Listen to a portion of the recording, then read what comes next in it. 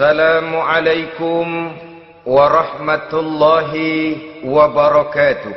Waalaikumsalam warahmatullahi wabarakatuh.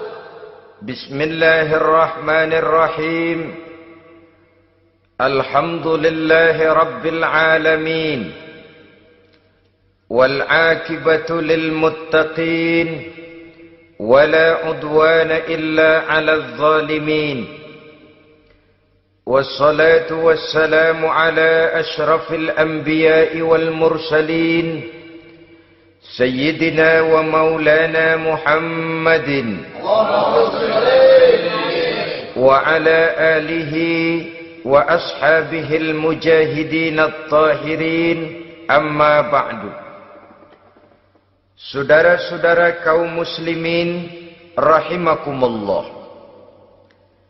Salah satu kelebihan makhluk bernama manusia, yaitu bahwa Allah subhanahu wa ta'ala menghiasi hidup manusia ini dengan syahwat atau yang lazimnya kita sebut sebagai hawa nafsu. Inilah tenaga yang merupakan daya dorong yang melahirkan dinamika dalam kehidupan manusia, yang menyebabkan terus-menerus terjadinya perkembangan dalam sejarah peradaban dan kehidupan manusia. Hawa nafsu bisa melambungkan seseorang kepada puncak kejayaan, dan hawa nafsu dapat menenggelamkan seseorang ke dasar jurang kehancuran yang paling dalam. Pada surah Ali Imran ayat 14, Allah subhanahu wa ta'ala berfirman, A'udzu billahi minasy syaithanir rajim. Zuyyina lin-nasi hubbus syahawati minan nisa'i wal banin wal qanatiril muqantarati minadh dhahabi wal fiddah wal khailil musawwamati wal an'ami wal harth. Dzalika mata'ul hayatid dunya wallahu indahu husnul ma'ab. Mari kita perhatikan ayat ini lebih dekat lagi. Allah subhanahu wa ta'ala menjelaskan, Zuyyina linnasi hubbus syahawat. Makhluk manusia itu dihiasi dengan hawa nafsu. Dengan kata lain, hawa nafsu adalah perhiasan. Manusia tanpa hawa nafsu sama saja dengan orang yang tidak berhias, monoton, tidak mempunyai perkembangan dalam gerak kehidupannya. Tetapi kalau hawa nafsu adalah perhiasan, maka jika kita berbicara soal perhiasan, ada dua hal yang harus menjadi catatan pokok. Pertama, kapan satu perhiasan boleh kita pakai? Yang kedua, di mana perhiasan itu harus kita pakai? Kalau saudara berdandan rapi, pakai sepatu dengan kaos kaki, celana, jas, pakai dasi segala macam, tapi itu saudara lakukan pada saat saudara akan pergi ke WC, maka saudara sudah memakai perhiasan tidak pada waktu yang tepat. Begitupun sebaliknya, kalau jam tangan saudara pakai di kaki, kopiah saudara pasang di kaki, lalu sepatu naik ke atas jidat, maka saudara memakai perhiasan tidak pada tempatnya yang tepat. Demikian juga sifat yang bernama nafsu. Kapan dia boleh diperturutkan, di mana dia boleh disalurkan, adalah tugas daripada agama untuk mengatur syahwat atau hawa nafsu. Lihatlah kehidupan malaikat. Malaikat makhluk yang diciptakan Allah tanpa hawa nafsu. Maka kehidupan malaikat monoton. Malaikat tidak mempunyai peradaban dan kebudayaan. Malaikat adalah makhluk yang secara instinktif diciptakan untuk berbakti, tidak punya alternatif atau pilihan lain. Saudara lihat, Ada malaikat yang sejak diciptakan diperintahkan untuk sujud, sujud saja sampai sekarang enggak bangun-bangun. Ada malaikat yang sejak diciptakan diperintahkan untuk tasbih, tasbih saja, yang lain tidak. Ada malaikat yang sejak diciptakan diperintahkan mencabut nyawa, nyawa saja urusannya, yang lain tidak. Pekerjaannya monoton, tetapi memang karena tidak ada hawa nafsu, tidak ada kecenderungan malaikat untuk nyeleweng. Belum pernah kita dengar misalnya ada malaikat Jibril korupsi ayat. Ini kelihatannya ayat bagus ini, nggak usah disampaikan kepada bawahan Muhammad, dipakai sendiri saja. Tidak. Kita belum pernah dengar malaikat maut keliru mencabut nyawa orang yang belum waktunya modar. Belum pernah. Malaikat itu ibadun mukramun, la ya'sunallaha fima amarahum wa yaf'aluna ma yu'marun. Maka kehidupan malaikat adalah monoton. Dinamika tidak ada, peradaban dan kebudayaan juga tidak ada. Andai kata bumi dan seluruh isinya diserahkan kepada malaikat untuk mengisinya, barangkali saudara tidak akan pernah kenal jembatan Semanggi, saudara tidak akan pernah kenal Monas, gedung-gedung bertingkat, gedung-gedung pencakar langit. Semua yang menggerakkan itu adalah karena manusia mempunyai hawa nafsu. Nah, kemudian pada kalimat berikutnya Allah memberikan rincian. Apa nafsu kepada apa yang paling menonjol dalam kehidupan manusia itu? Pertama, minan nisa, hawa nafsu kepada perempuan. Ini tentu yang ditujukan laki-laki. Dimanapun saja makhluk bernama laki-laki, kalau dia normal, tidak impoten, mesti suka kepada perempuan. Itu wajar, bin pantas alias normal. Tetapi tadi saya katakan di awal, nafsu kepada perempuan adalah perhiasan. Kapan makainya, di mana makainya, itulah tugas agama memberikan tuntunan dan aturan. Saudara-saudara kaum muslimin rahimakumullah, nafsu kepada wanita dapat mengantarkan seseorang kepada puncak kejayaan, tapi nafsu kepada wanita bisa menenggelamkan seseorang ke jurang kehancuran. Bergantung kepada latar belakang apa yang mendorong timbulnya syahwat tadi. Dengan kata lain, motivasi syahwat tadi digerakkan oleh iman dan ketakwaan, atau semata-mata karena memang syahwat yang merupakan kendaraan iblis. Penyelewengan pertama yang terjadi dalam sejarah kehidupan manusia adalah penyelewengan yang dilakukan oleh Nabi Adam alaihi salam pada saat ia memetik buah huldi. Kenapa itu dilakukan oleh Nabi Adam? Karena terdorong oleh rasa sayang dan cinta kepada istrinya Hawa. Sebenarnya Hawa lah yang merajuk, Siti Hawa lah yang membujuk, dan Nabi Adam oleh karena syahwatnya kepada istrinya memperturutkan bujukan Siti Hawa itu. Peristiwa Nabi Adam ribuan tahun yang lalu akan terus relevan sampai ke zaman kita sekarang ini. Berapa banyak orang-orang yang karena terlalu ingin menyenangkan istrinya, lalu tidak segan-segan melakukan perbuatan yang menyimpang, baik itu merugikan orang lain, merugikan masyarakat, bahkan merugikan bangsa dan negaranya.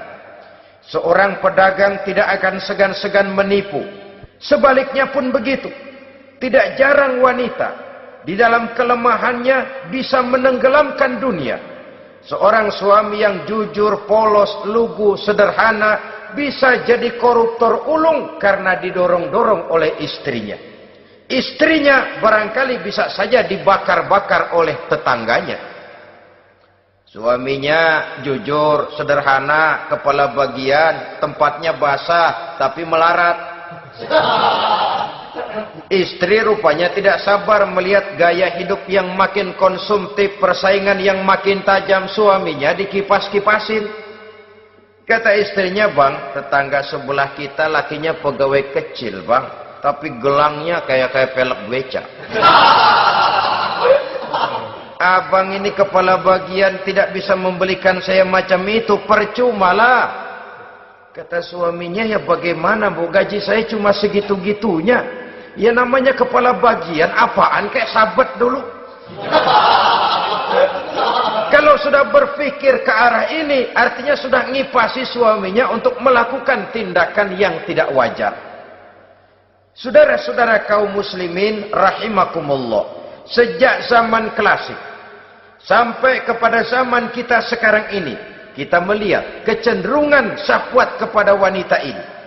Julius Kaisar yang katanya gagah perkasa ternyata tunduk di bawah kaki Cleopatra. Napoleon Bonaparte, the Lion of Europe, singa daratan Eropa, luas kekuasaannya, gagah perkasa tentaranya, kepada siapa dia tunduk? Ke bawah kakinya Margaret Josephine.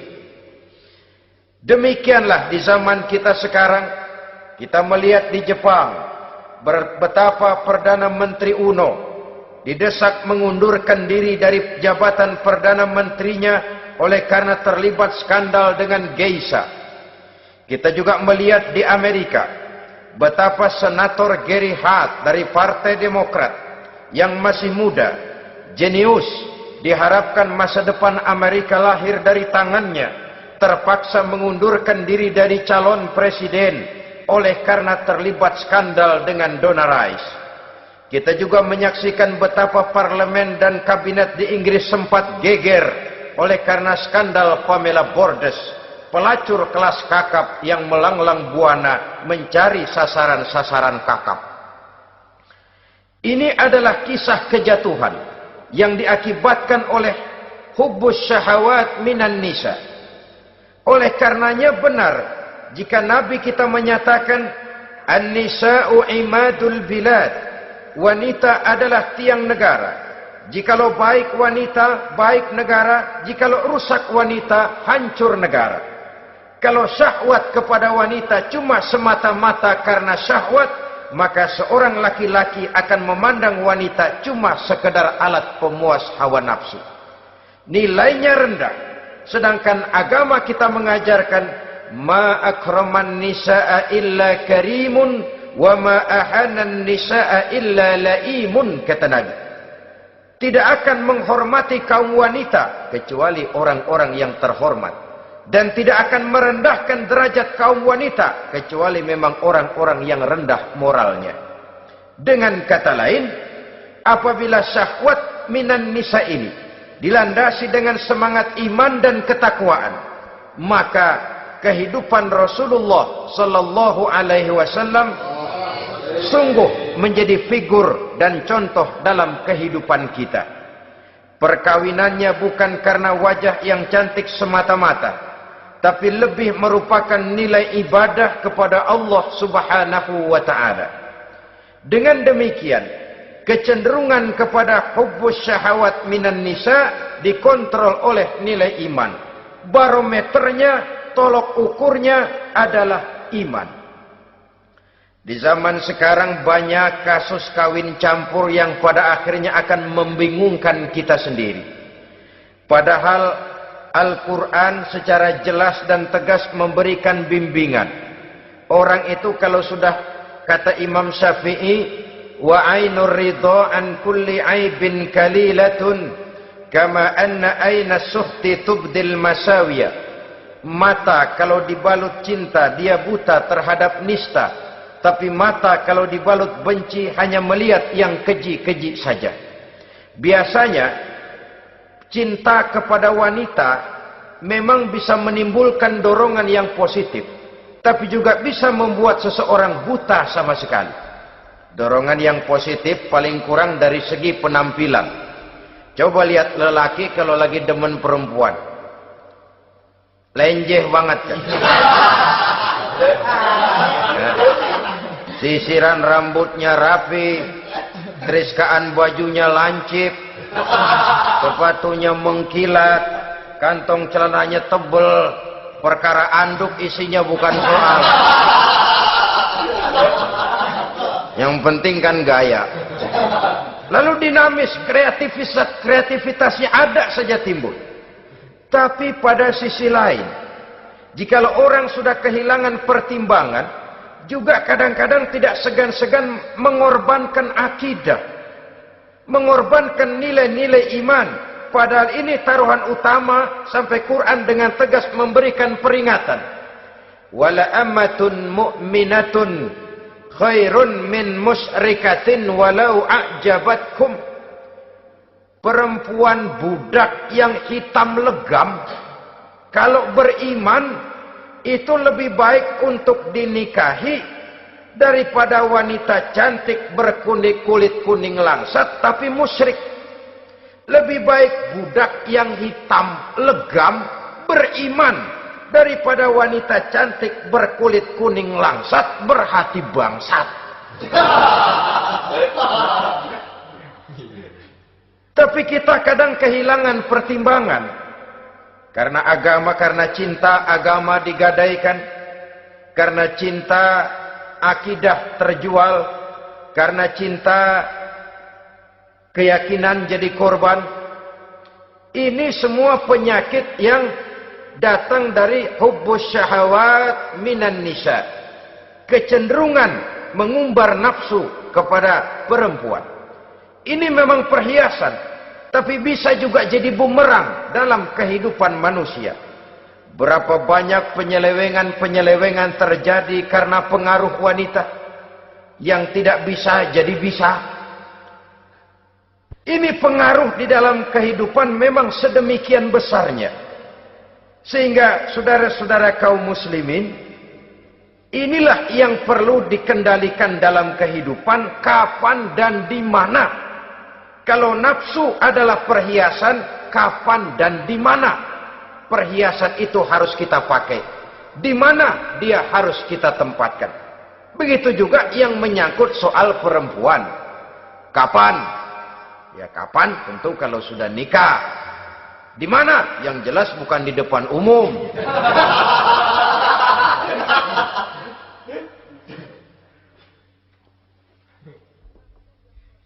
Ini nafsu yang pertama, minan nisa. Yang kedua, wal banin. Dihiasi juga manusia dengan kecintaan kepada banin. Makna banin di sini al-aulad, anak-anak laki. Kenapa disebut banin, anak-anak laki? Karena pertama, sering anak laki itu lebih jadi kebanggaan buat orang tuanya ketimbang anak perempuan. Sebabnya apa? Pertama, faktor nasab. Silsilah lebih kuat kepada laki-laki ketimbang perempuan. Yang kedua, faktor cita-cita.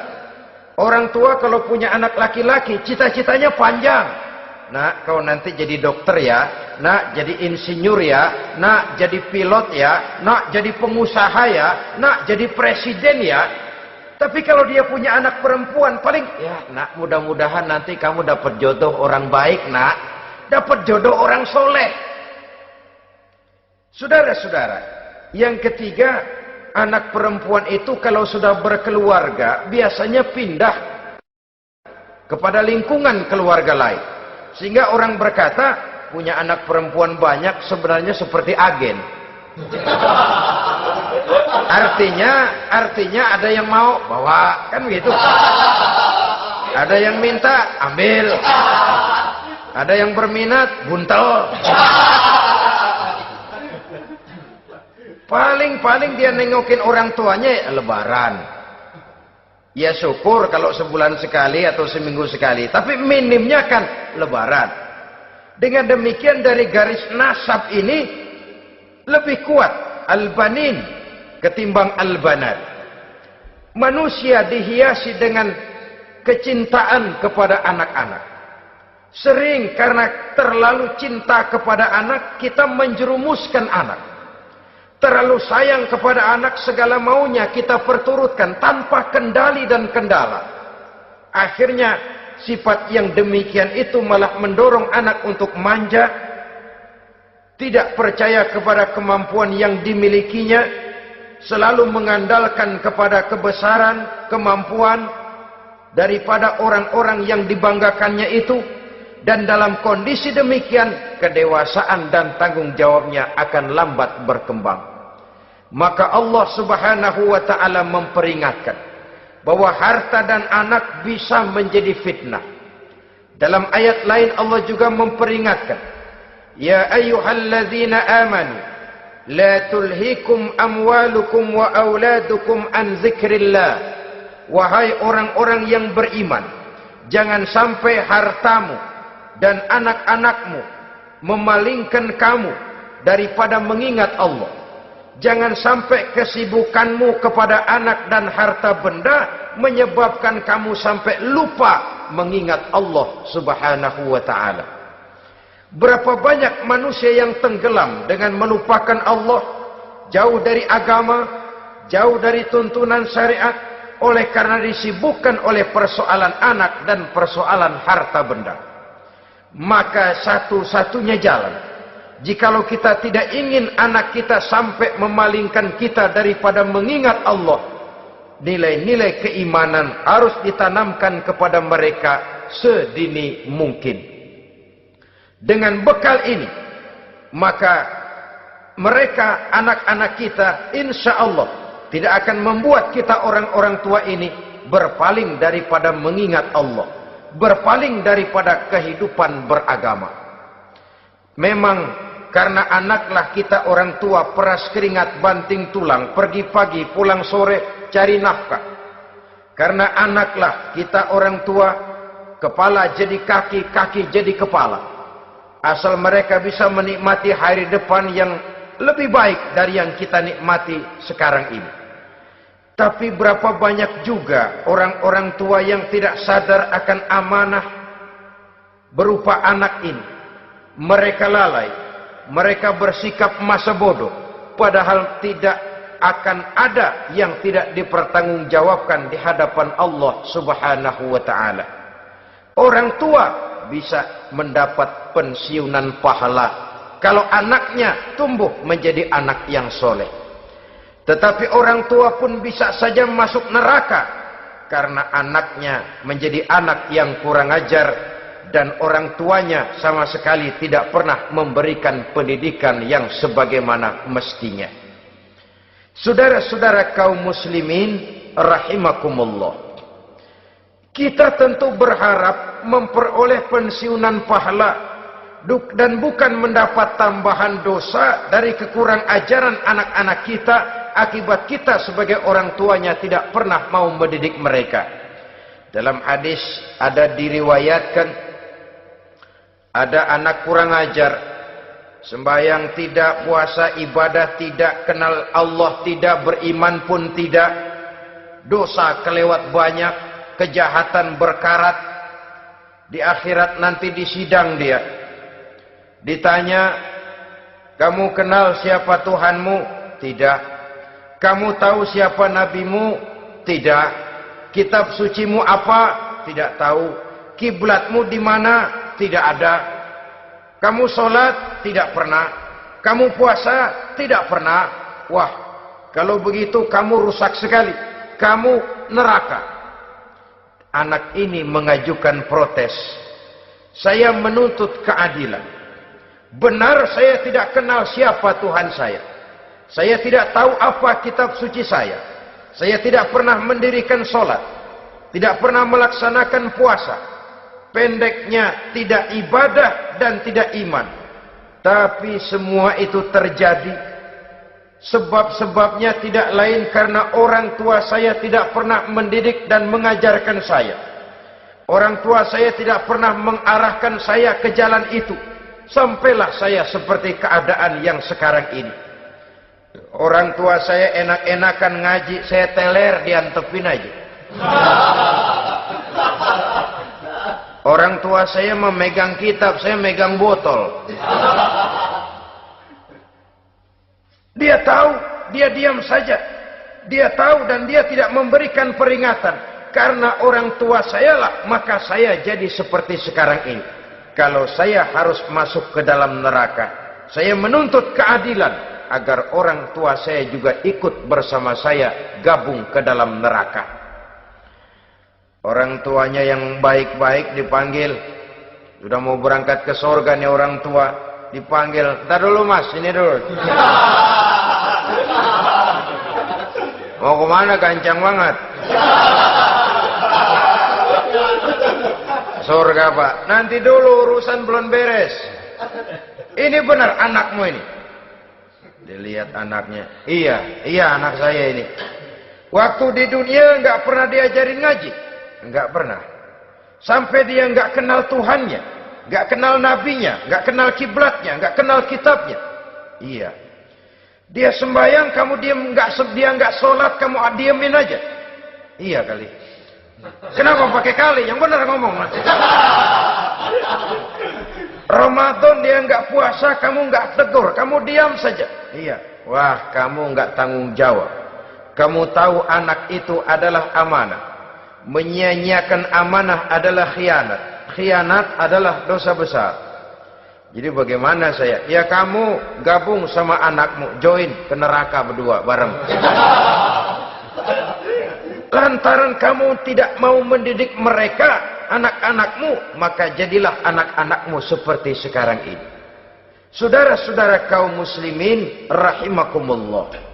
Sebaliknya, jikalau anak-anak kita yang kita cintai ini, yang merupakan buah hati belahan jantung, tumbuh dan berkembang menjadi anak-anak yang soleh, yang bermanfaat bagi masyarakatnya, bagi agama, bangsa dan negaranya, kita orang tuanya bolehlah tentram menerima pensiunan pahala. Menerima pensiunan pahala dari kesolehan anak yang ditinggalkannya. Alangkah nikmatnya mendapat pensiunan pahala. Terbaring kita di bawah pohon kemboja, nilai kebaikan kita dikenal orang, nama kita akan tetap hidup. Oleh karena kita meninggalkan anak-anak yang tumbuh menjadi generasi yang soleh, bukan anak yang salah. Oleh karenanya, kecintaan kepada anak jangan sampai membuat kita lalai dari mengarahkan mereka kepada kehidupan beragama. Di zaman sekarang ini, kecenderungan kita mengarahkan anak pun sudah kepada kecenderungan yang berbau materialistis. Maka yang ramai bagaimana anak bisa mengejar program MBA, Master of Business Administration, supaya keluar bisa jadi manajer. Bagaimana anak lalu kursus komputer, supaya keluar menjadi tenaga yang canggih di bidang komputer. Ya, kalau dia perempuan cantik, bagaimana dia bisa masuk Akademi Sekretaris and Management, supaya bisa jadi sekretaris. Atau bagaimana dia bisa masuk sekolah nyanyi, supaya nanti jadi penyanyi dengan tarik suara, uang lalu mengalir ke dalam kocek jutaan nilainya. Maka yang ramai pun hal-hal yang semacam itu. Dalam pada itu, pengajian, kursus-kursus keagamaan, studi-studi klub yang membicarakan masalah-masalah agama, ramainya kadang-kadang kalau bulan Ramadan, dianggap training center. Ya lumayan, daripada tidak sama sekali mah lumayan. Tapi dengan demikian ini kan merupakan bagian terpokok dari kehidupan manusia. Alangkah idealnya jika dia mengantongi gelar MBA, Master of Business Administration, tapi punya nilai iman yang tangguh, ahli komputer, tapi punya keyakinan beragama yang mantap. Saudara-saudara kaum muslimin rahimakumullah, kecintaan kepada anak-anak sering mendorong seseorang untuk menimbulkan sifat nepotisme. Segalanya serba garis keturunan. Sejak ia jalur birokrasi sampai ke dalam kehidupan sehari-hari, nepotisme ini bisa terlihat. Orang kehilangan kondisi objektivitasnya. Mampu atau tidak, soal lain. bidangnya atau tidak bukan soal. Yang penting masih ada hubungan keturunan. Maka timbullah tumpang tindih untuk sesuatu pekerjaan yang tidak sesuai dengan kemampuan dan keahliannya. Di desa-desa kita melihat masjid, ketua masjid bapaknya, bendahara anaknya, sekretaris mantunya, Bilal besannya, kul beduk engkongnya. Pokoknya asal masih ada garis keturunan, masuk, tidak minggir. Ini pada akhirnya kurang menciptakan pemerataan kesempatan. Iyalah kalau profesinya, tapi kan jarang yang demikian itu. Kita boleh cinta kepada anak-anak kita, tapi jangan lalu mempergunakan posisi yang kebetulan kita gunakan untuk menempatkan anak-anak kita lebih dari kemampuan yang mereka miliki. Nepotisme yang lahir. Sehingga ini bukan saja tidak mendidik, tapi mengakibatkan terjadinya tumpang tindih. Tidak lagi berprinsip the right man on the right job, bahwa orang harus ditempatkan sesuai dengan keahliannya. Tapi kita sudah berpikir subjektif, ahli atau tidak ahli, asal masih berbau keturunan, ayo silahkan. Nepotisme yang akan lahir. Oleh karenanya, mencintai anak adalah sesuatu yang merupakan perhiasan di dalam kehidupan. Wajar, tetapi harus kita menempatkannya sesuai dengan semestinya. Ini yang kedua. Yang ketiga, nafsu yang menghiasi hidup manusia itu adalah nafsu kepada wal qanatiril muqantarati minadz zahabi wal fiddah. Al-qantarah ay al-malul katsir. Kecintaan, kesenangan, nafsu kepada harta benda yang banyak daripada emas dan perak. Ini tentu sesuai dengan situasi dan kondisi. Kecintaan untuk mengumpulkan harta benda yang sebanyak-banyaknya. Baik itu berupa emas, baik itu berupa perak. Ini cuma penyebutan beberapa jenis dari kecenderungan manusia kepada harta benda. Bukankah sering dikatakan orang bahwa manusia di dalam berhadapan dengan harta itu seperti meminum air laut. Makin diminum, makin kering tenggorokan, makin haus kita dibuatnya. Apabila watak ini kita perturutkan, maka manusia tidak akan pernah kenal puas, tidak akan pernah kenal cukup. Nabi kita memberikan peringatan. Lau anna libni Adam wadiyani min zahabin labtagha lahuma thalisan wa la yamla'u jawfa ibni Adam illa turab. Andai kata manusia mempunyai dua buah ladang yang seluruhnya berisi emas, akan puaskah manusia? Tidak. Mereka akan cari ladang emas yang ketiga. Wala yamla'u jawfa ibni Adam illa turab. Sungguh mulut manusia ini tidak akan pernah penuh terisi kecuali kalau sudah disumpal dengan tanah. Artinya kalau sudah dia dipendam di liang lahat baru cukup. Tetapi sepanjang dia masih bergerak, masih hidup dan bernyawa, masih bisa berusaha dan berbuat, dia tidak akan pernah mengenal puas. Ini akan mendorong manusia terjebak kepada menghalalkan segala cara untuk mencapai tujuan. Yang penting kaya, kan begitu. Dan cepat. Sebab sekarang orang sering motong kompas. Yang penting kan cepat kaya.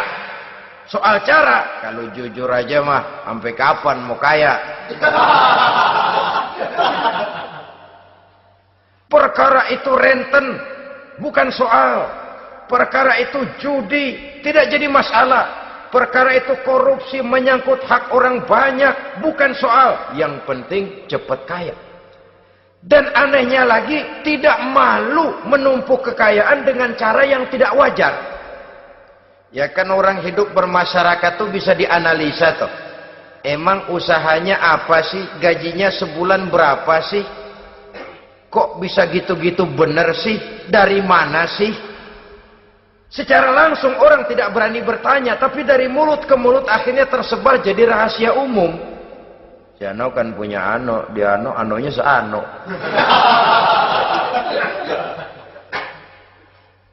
Ini bisa jadi bahan pertanyaan dalam kehidupan, akhirnya jadi gunjingan. Orang sudah tidak terlalu peduli dari mana kekayaan itu diperoleh, yang penting kaya. Dengan menghalalkan segala macam cara, terjebaklah ke dalam cara-cara mafia, terjebaklah ke dalam cara-cara yang tidak wajar, tidak bijaksana, memperkuat klik, clean, dengan menghantam yang lain. Saudara-saudara kaum muslimin rahimakumullah, bahwa manusia punya nafsu ingin kaya itu boleh. Agama memberikan tuntunan, memberikan aturan. Tidak hanya sekedar asal kaya, tidak hanya sekedar asal banyak harta.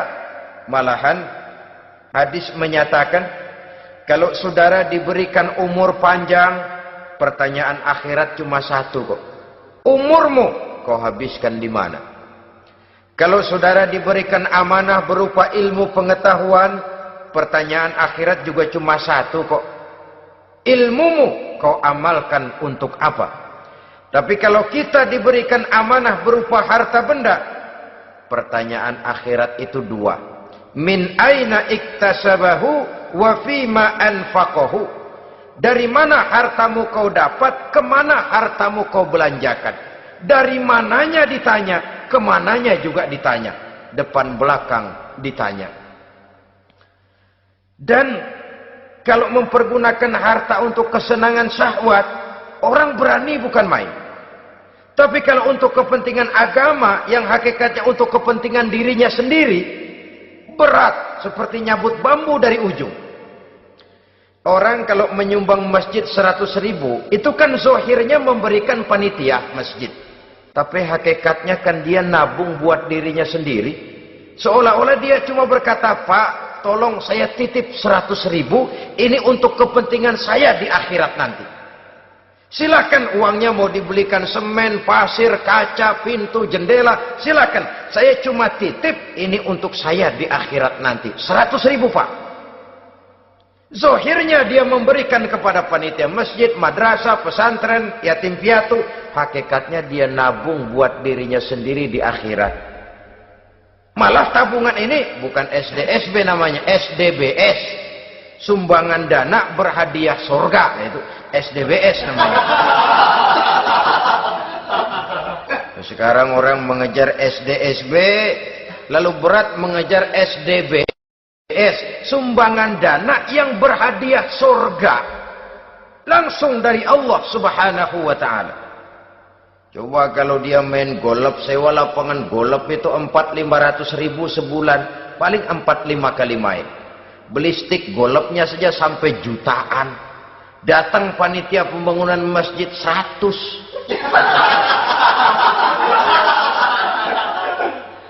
Minta didoain masuk surga lagi. Surga 100.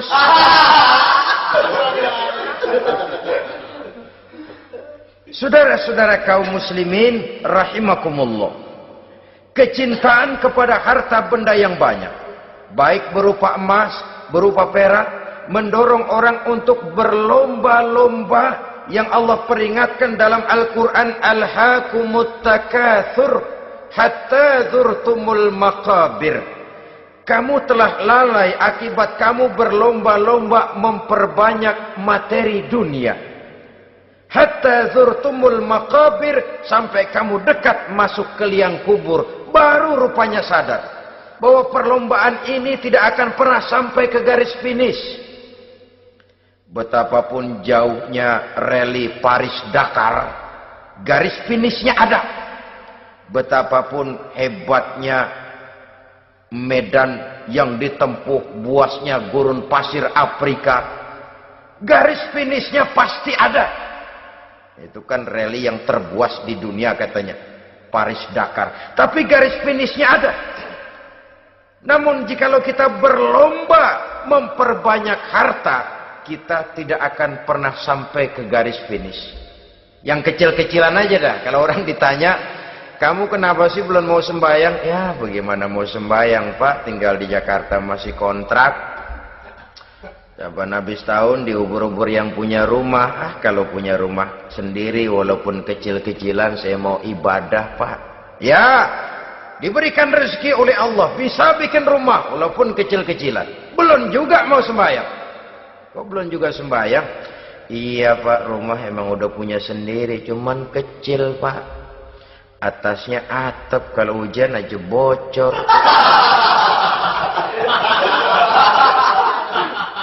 Kalau bisa bikin rumah yang permanen Pak, tenang, saya ibadah, sembahyang saya rajin. Iyalah, diberikan rezeki bisa bikin rumah permanen. Bagus rumahnya. Lain lagi. Iya, rumah sudah permanen, tembok, ubin, cuman isinya belum ada Pak, perabotannya. Duh. Kalau punya peralatan rumah tangga yang memadai, tenang, saya ibadah. Diberikan juga rezeki bisa beli perabotan rumah tangga yang lumayan. Di atas tekelnya sudah pakai karpet, mebelnya spaghetti, tempat tidurnya alga spring bed dan low pillow, ada kulkas, ada TV, di sebelah TV ada kunci mobil. Kuncinya mobilnya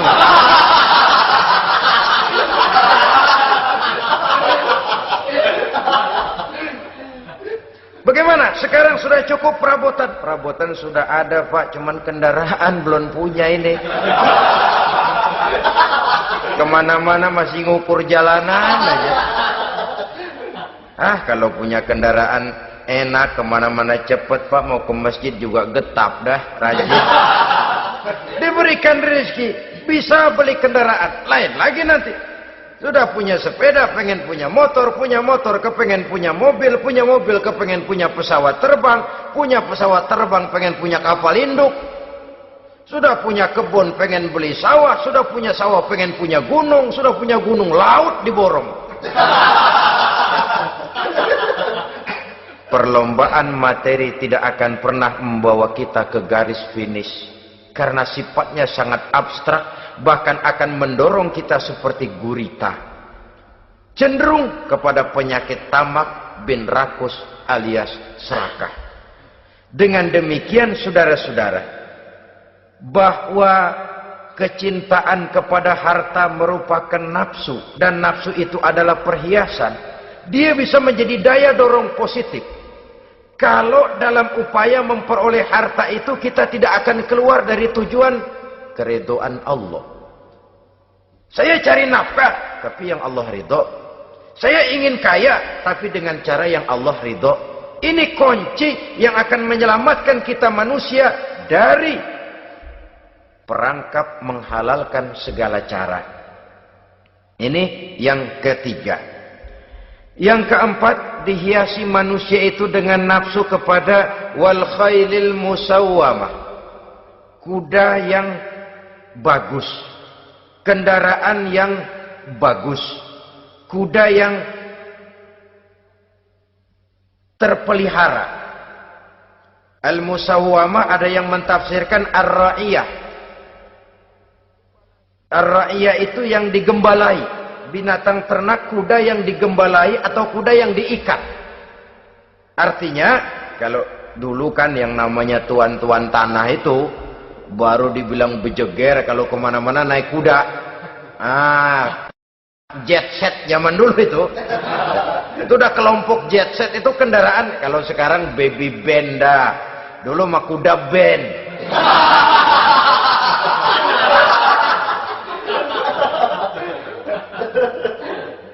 Manusia punya kecenderungan suka kepada kendaraan. Apalagi di zaman sekarang ini, wah, iklan-iklan itu kan sangat menggoda kita. Melayani segala macam bentuk penjualan. Nah, ini lalu terangsang biar duit cekak. Kalau udah ngebaca itu, wah, berani banget dah. Tahu duit nggak mungkin cukup, tapi begitu baca melayani segala macam bentuk penjualan dengan fasilitas ringan. Nah, jadi dah. Jadi juga punya mobil, jadi dah. Perkara utang itu bakal nyekek leher, bukan soal. Kasihan saudara-saudara kita di daerah-daerah yang terjebak kepada iklan-iklan merangsang yang akhirnya di luar kemampuan. Sehingga terjebak pada saat dia harus mengembalikan kredit, dia tidak mampu, barang disita, uang hangus, nyengir deh. Bekipas sembari tahlil. Habis arang besi binasa. Bahwa kita menginginkan kendaraan yang serba baik, silahkan. Tiap akhir tahun ganti merek, keluar yang baru, ganti lagi. Itu kalau orang yang mampu. Buat kita yang tidak mampu, kenapa tidak bersyukur melihat yang lebih rendah di bawah kita? Alhamdulillah kita punya mobil, tangga kita cuma punya motor. Yang punya motor, syukur kita punya motor bisa rada cepetan. Tangga sebelah punya sepeda, mana-mana kekejek mulu. Yang punya sepeda, alhamdulillah punya sepeda. Tangga sebelah kemana-mana jalan kaki. Yang jalan kaki, syukur masih bisa jalan. Temen sebelah lumpuh bertahun-tahun gak. Yang lumpuh, alhamdulillah masih hidup. Tangga sebelah kemarin out nggak balik lagi. Saudara-saudara, saya pikir menengok ke atas itu perlu supaya ada rangsangan kita untuk maju. Tapi menengok ke bawah pun juga lebih perlu agar kita mensyukuri yang ada dan tidak suudzon, tidak buruk sangka kepada Allah. Apa yang diberikan Allah kepada kita sekarang ini, itulah yang terbaik menurut Allah untuk kita. Saudara-saudara kaum muslimin rahimakumullah. Dahulu ada seorang pemuda, matanya buta. Dia mengeluh, "Ya Allah, kenapa saya dilahirkan dalam keadaan buta? Apa dosa saya? Apa salah saya? Andai kata saya tidak buta, saya melihat keindahan alam ini, saya lebih akan bersyukur kepadamu ya Allah." Nah, sudah, dia berburuk sangka kepada Allah. Satu hari, ini Raja Baduy di pedalaman mengerahkan tentaranya menculik anak-anak muda. Ini Raja Baduy ini kanibal, artinya suka makan daging manusia. Anak-anak muda ini diculik. Yang masih muda-muda ya, kalau kambing muda itu kan di sop rada sedap. Rupanya ini Raja kanibal ini begitu. Anak-anak muda termasuk ya pemuda yang buta tadi itu kena culik. Ya sudah diculik, rawatlah di istana raja ini, diberikan pakaian bagus, dikasih makan serba enak. Sebab apa? Supaya badannya gemuk. Setelah gemuk nanti dipotong di sop legit. Udah, kerjanya cuma makan tidur, fasilitas nikmat, tidur enak. Udah giliran dapat 1 bulan 2 bulan kemudian, ketika mau diambil anak-anak muda ini, raja sendiri yang milih mana yang disop duluan nih. Sampai giliran anak muda yang buta ini, raja geleng kepala. Yang begini mah buta, dagingnya nggak enak. Ini satu lepas aja, lepas. Saya mau makan daging orang buta, lepas aja. Pulang ini anak muda, batinnya bersyukur, sujud syukur, ya Allah, katanya untung saya buta. Coba kalau saya nggak buta udah habis saya disop. 2 bulan yang lalu dia mengeluh, ya Allah kenapa saya dilahirkan dalam keadaan buta. Sekarang dalam pulang ke rumah, perjalanan menuju ke rumah, dia berkata, alhamdulillah, andai kata saya tidak buta, habis badan saya disop oleh raja yang kanibal tadi itu. Saudara-saudara kaum muslimin rahimakumullah. Jadi dengan demikian pola hidup yang konsumtif sesungguhnya sangat tidak mendidik apabila dilatar belakangi oleh kemampuan yang tidak menunjang. Dengan demikian setidaknya mendidik orang untuk berkhayal. Anak-anak muda sama merek mobil ngerti banget dah, punya kagak? Ini BMW model terakhir nih. Nih, kemarin gue ngeliat di sana gue megang rame banget.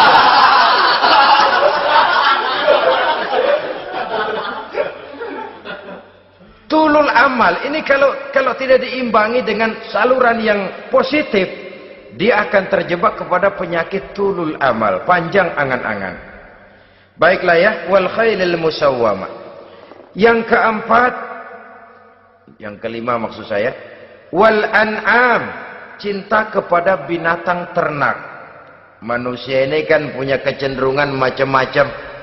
Setelah rumahnya bagus, hartanya banyak, kendaraannya cukup, ingin beternak. Jadilah peternak. Ini kecenderungan manusia, wajar saja sepanjang didapat dan dilakukan dengan cara-cara yang wajar. Wal hars, dan tumbuh-tumbuhan, bertani, bersawah, berladang, itu merupakan kecenderungan daripada manusia. Keseluruhan itu kata Allah, kecintaan kepada wanita, kepada anak, kepada harta benda, kepada kendaraan, kepada binatang ternak, kepada tumbuh-tumbuhan, zalika, semua itu mata'ul hayatid dunya, merupakan kesenangan hidup dunia. Berapa lama kesenangan hidup dunia? Sebentar, seumur manusia. Seumur manusia. Bahkan kadang-kadang pada saat dia masih hidup pun orang tidak sepenuhnya sempat menikmati kesenangan hidup dunia. Apabila ajal datang, selesailah kehidupan dunia sampai di situ. Orang-orang kafir, buat mereka surganya di dunia ini. Bila kehidupan di dunia selesai, selesailah sudah surganya sampai di situ. Kesemua itu janji kata Allah merupakan kesenangan daripada kehidupan di dunia. Wallahu indahu husnul ma'ab, dan Allah mempunyai tempat kembali yang sangat baik. Nah, setelah Allah menjelaskan semua itu, pada ayat yang ke-15 Allah memberikan jalan keluarnya. Memperturutkan nafsu kepada wanita, anak-anak, harta benda, kendaraan, binatang ternak. Bijaksanakah itu? Dalam ayat ke-15 surah Ali Imran ini Allah memberikan penjelasan tuntas. Qul a'unabbi'ukum bi khairim min zalikum. Katakan kepada mereka Muhammad, maukah kamu aku beri kabar yang lebih baik dari semua itu? Lebih baik daripada kesenanganmu kepada wanita, kepada anak-anak, kepada harta benda, kepada kendaraan dan sebagainya. Mau kamu aku beritahu yang lebih baik daripada semua itu? Jawaban tentu mau. Kalimatnya bukan ukhbirukum, a'unabbi'ukum. An-naba itu berita yang besar. Lain dengan al-khabar, itu berita biasa saja. An-naba, sehingga pembawa berita disebut nabi. Dari naba, yanbi. Pembawa berita yang benar. A'unabbi'ukum, maukah kau aku tunjukkan kepada satu berita yang benar-benar besar dan benar-benar lebih baik dari yang semua disebutkan tadi. Apa jalan keluarnya? Lillazina taqaw 'inda rabbihim jannatun tajri min tahtihal anhar. Bagi orang-orang yang bertakwa kepada Allah, mereka akan mendapatkan surga yang di bawahnya mengalir sungai. Khalidina fiha, mereka akan kekal di dalamnya. Wa azwajun mutahharah, dan mereka mendapat istri-istri yang suci. Waridwanum minallah, dan keridhaan daripada Allah subhanahu wa ta'ala. Kalau kamu hai orang-orang yang beriman, kalau kamu hai manusia menyangka bahwa nafsu kepada wanita, anak-anak, mengumpulkan harta benda, kendaraan yang menarik, binatang ternak dan tumbuh-tumbuhan itulah yang lebih baik untuk kesenangan dunia, memang itu kesenangan dunia. Tapi nih, seolah-olah kata Allah, nih, saya kasih tahu kamu, aku beritahu yang lebih baik dari semua itu. Apa? Takwa kepada Allah. Kecintaan kepada wanita. Kalau takwa dasarnya, orang nggak amburadul, nggak semrawut, nggak pokoknya gue mau asal perempuan dan membuat terus. Tapi punya kaidah, punya norma. Demikian juga kepada anak-anaknya. Demikian juga kepada harta benda. Pokoknya asal harta, mau halal mau haram, tekuk terus dah. Semuanya dilandasi oleh taqau, lillazina taqau, oleh ketakwaan kepada Allah. Nah, ketakwaan ini akan menghasilkan apa? Inda rabbihim jannatun tajri min tahtihal anhar. Melahirkan, menghasilkan surga yang di bawahnya mengalir sungai-sungai. Saudara-saudara kaum muslimin rahimakumullah, jika kita menyangka bahwa wanita bisa memberikan kesenangan, iya, kesenangan dunia. Jika kita menyangka bahwa harta benda bisa memberikan kesenangan, iya, kesenangan dunia. Jika kita menyangka bahwa kendaraan bisa memberikan kesenangan, iya, kesenangan dunia. Tapi kita tidak cuma ingin itu, kita ingin itu semua juga bisa membawa kesenangan akhirat. Caranya landasi dengan takwa. Kesenangan kepada wanita didasari dengan takwa. Maka jangan jadikan wanita cuma sekedar alat pemuas hawa nafsu. Kesenangan kepada anak-anak dilandasi dengan takwa. Maka anak-anak diarahkan kepada jalan yang diridhoi Allah. Kesenangan kepada kendaraan dilandasi dengan takwa. Maka kendaraannya selalu mengarah berjalan menuju jalan takwa, diridhoi oleh Allah Subhanahu wa taala. Kalau tidak, tuh mobil asal lempengan Ancol gancang banget dah. Tapi giliran dihadapin ke masjid, mogok melulu. Urusan ngaji ada aja halangannya tuh kendaraan. Tapi kalau untuk urusan maksiat, ngebut benar-benar. Dilandasi dengan ketakwaan. Sehingga dengan demikian, tidak hanya sekedar surga di dunia ini, tapi lebih-lebih di surga di akhirat nanti. Khalidina fiha, kekal. Kalau dunia ini kan zillun zail, bayangan.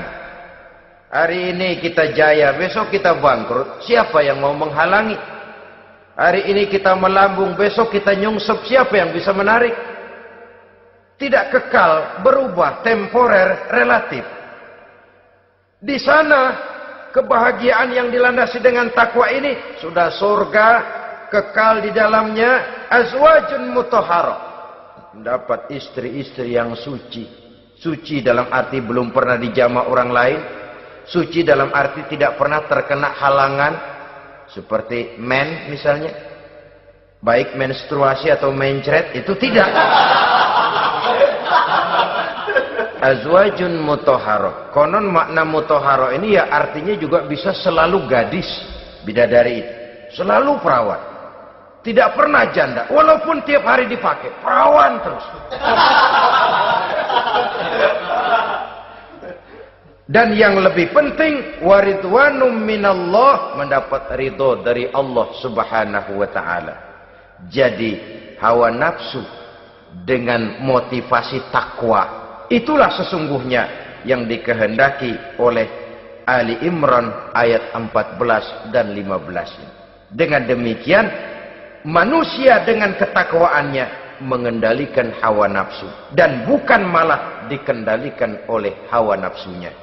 Sehingga dengan demikian seluruh fasilitas yang dimilikinya, baik itu berupa istri, anak, kendaraan, binatang ternak, harta benda, tanam-tanaman, seluruhnya semakin meningkatkan ketakwaannya kepada Allah Subhanahu wa taala. Mudah-mudahan kita bisa mencapai tingkat ini di mana kita hidup mampu dan sanggup mengendalikan nafsu, bukan malah dikendalikan oleh hawa nafsu. Terima kasih dan mohon maaf. Wassalamualaikum warahmatullahi wabarakatuh. Waalaikumsalam warahmatullahi